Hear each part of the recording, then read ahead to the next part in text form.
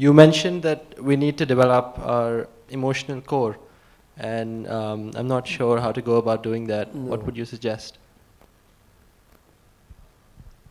Well, it's not easy, but I think one has got to make an effort to maintain one's calm and equilibrium in whatever circumstance may arise.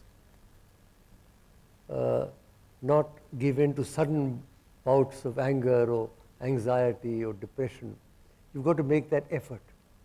And every opportunity that arises is an opportunity for you to make that effort.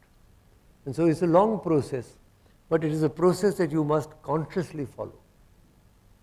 That is the point I wanted to make. Good evening, sir. I'm Ria. Just wanted to ask you, how do you keep yourself so active and so lively, and how does it all just work? It's just wonderful to see you smiling and happy like this. Thank you very much. It's kind of you. I would say it's really Lord Shiva. I'm a worshipper of Lord Shiva. It's divine grace. It's also, as I said, an effort to continue to grow. One has to grow. One has to grow emotionally. One has to grow intellectually. One has to grow spiritually. And if you get onto the growth curve, then I think it keeps you more active. If you get into the negative curve, then I think you go down very quickly. It's been a long time, Dr. Karan Singh, that I heard a man of your erudition. So, congratulations and thank you so much for that really inspiring speech. But in our country, when we look around, I want to ask you, is there hope for leadership? There is leadership around, but is there hope for true leadership? Yes, I think there is. Certainly, you see, I've seen 3 generations, maybe the intermediate generation not, but in the younger generation, I find a lot of energy, a lot of vitality, and a lot of commitment. And despite all the corruption and all the nepotism and all the negativity that we find around us, there is something in the Indian psyche which remains active. Otherwise, our civilization would not have continued for thousands of years with all the invasions and holocausts and massacres and colonials and so on, because there is something in the collective Indian psyche. Iqbal has a marvelous share, if you remember, कुछ बात है कि हस्ती मिटती नहीं हमारी सदियों रहा है दुश्मन दौरे ज़मा हमारा. So there is something in it, and I think that a renaissance in India is going to take place. We are on the verge of a new renaissance, because the whole of Indian history can be looked upon as a series of challenges and responses. And now that we have this tremendous challenge of globalization and of new leadership, I am optimistic that leadership will in fact appear. I have a question about, you brought several reasons encouraging universal unity among humans and humankind, but we've seen how fast humans have progressed as a race in your lifetime alone in technology, encountering situations never before conceivable. In our lifetime, if we as a race are challenged by a foreign entity such as an alien, is it our role to cooperate to progress the universe, or must we progress exclusively? And I hope they're not like the ones we saw in those wretched films, Alien 1 and Alien 2 and all, the horrid creatures. Why they show aliens in such a negative light, I do not know. But if those sort of aliens come on us, God help us then. We should not cooperate with them. But there can be other aliens. For example, Close Encounters of the Third Kind. You remember that film? Long before all of you were born. Lovely aliens, beautiful aliens. So let's see what sort of aliens ultimately come. So should we progress as a universe or as a race?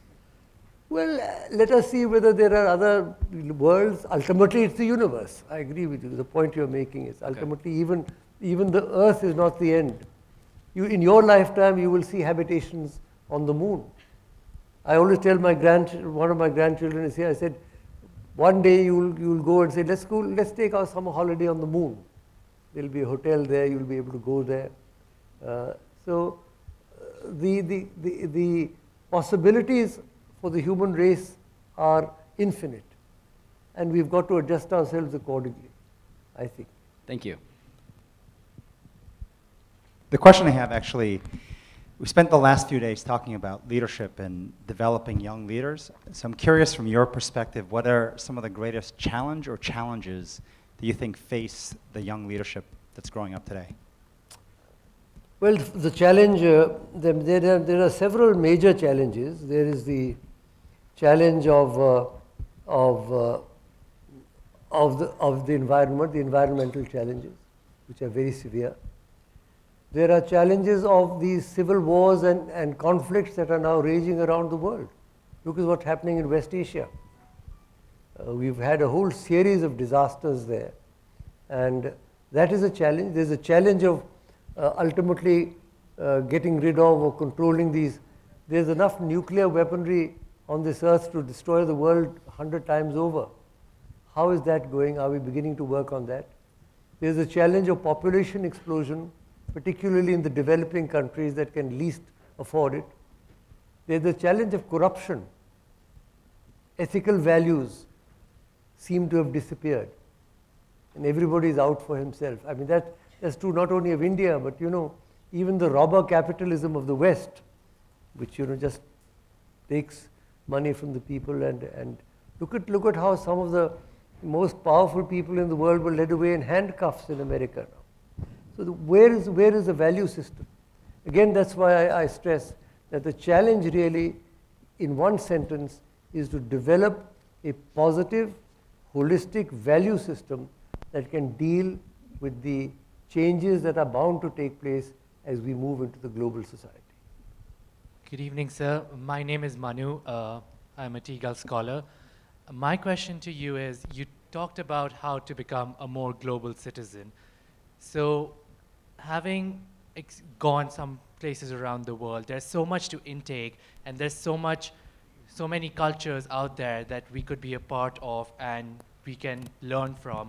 So my question is that it could get overwhelming. So what sort of balance would you suggest could we strike between incorporating these cultures and maintaining our own traditions and our own culture that we have grown up with? That's a very good question. That's a matter which is coming to the fore increasingly now, particularly for traditional societies. How do we maintain our own cultural integrity while adopting what is best from other cultures? It is a question of really very carefully trying to choose what we think are desirable elements from various cultures. We cannot live in an island of our own nowadays. It's impossible. Even technology now has broken all these barriers. Therefore, we've got to try and absorb. What I find is happening in India often is that we are absorbing the worst of the West rather than the best. And the result is that we are falling between two stools. Again, the point I mentioned in the course of my remarks, that our multiple identities are there, and we have got to maintain a center around which then these identities can develop. And it is only if we do that that we can try and get what we find is best in various cultures. We cannot obviously have a sort of khichdi of cultures here and there, but we have to have a basic grounding in our own culture, and then we have to reach out to the other cultures. Just a very basic question. You said how you've seen 3 generations live through such a long time, and you yourself epitomize leadership. But who, according to you, who do you think have been some of the most impactful leaders? And it could be across any field.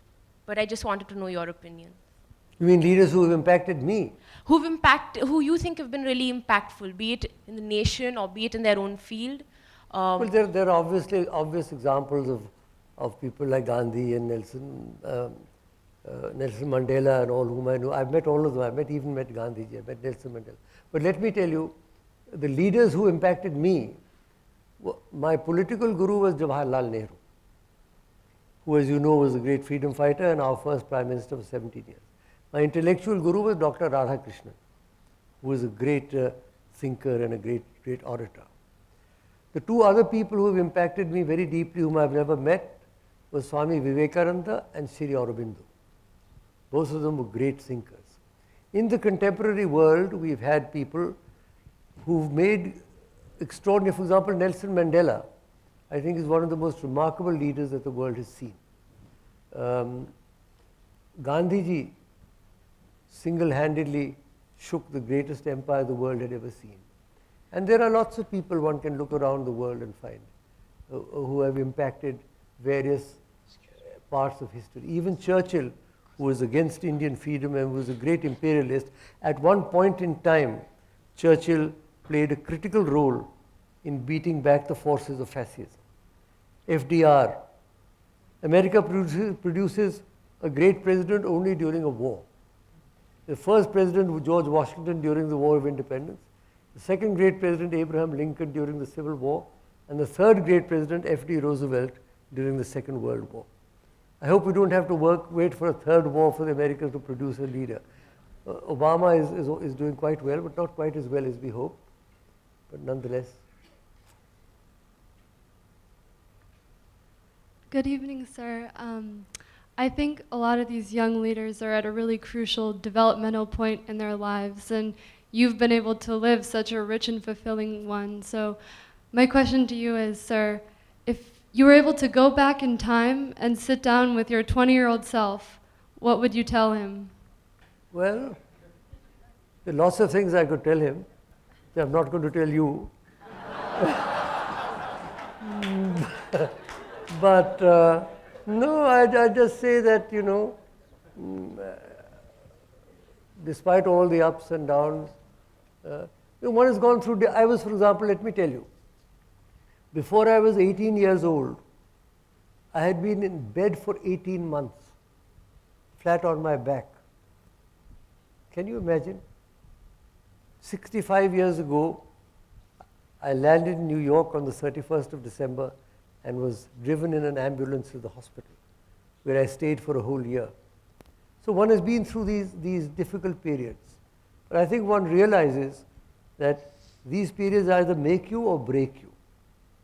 And difficult periods often are greater educators than periods of harmony and peace.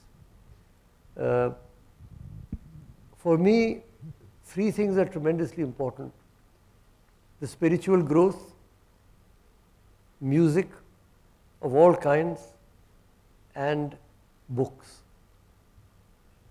These are the three main forces in my life. People also, I've met millions of people, but these are the three things from which I've learned a great deal, and from which I continue to learn a great deal. And life without music would not be really worth living, because music is really, as Sri Aurobindo says in one of his poems, all music is only the sound of his laughter. And therefore, whether it is Indian classical music or whether it is Western pop, my favorites are very old-fashioned: Dire Straits, Billy Joel, Whitney Houston, Pet Shop Boys. I didn't care for the Beatles that much. I thought they were a bit much.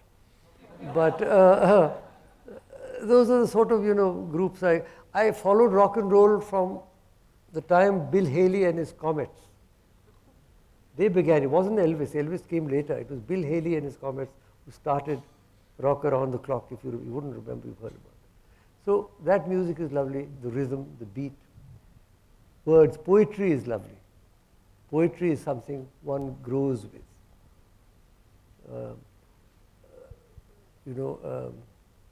Let me recite a poem for you. Shivani wants me to sing. I'm not going to sing. But I'm going to recite. I can recite a poem. I can recite a poem of Yeats or of Sri Aurobindo. Of Yeats, I'll recite a poem. It's called The Song of Wandering Angus. Angus is some kind of a Gandharva sort of being. I went out to the hazel wood because a fire was in my head, and cut and peeled a hazel wand and hooked a berry to a thread. And when white moths were on the wing and moth-like stars were flickering out, I threw the berry in the stream and caught a little silver trout. When I had laid it on the floor, I went to blow the fire aflame. But something rustled on the floor, and someone called me by my name. It had become a glimmering girl with apple blossom in her hair, who called me by my name and ran and faded through the brightening air. Though I am old with wandering through hollow lands and hilly lands, I will find out where she has gone, and kiss her lips and take her hands, and walk amid long dappled grass, and pick till time and times are done the silver apples of the moon, the golden apples of the sun.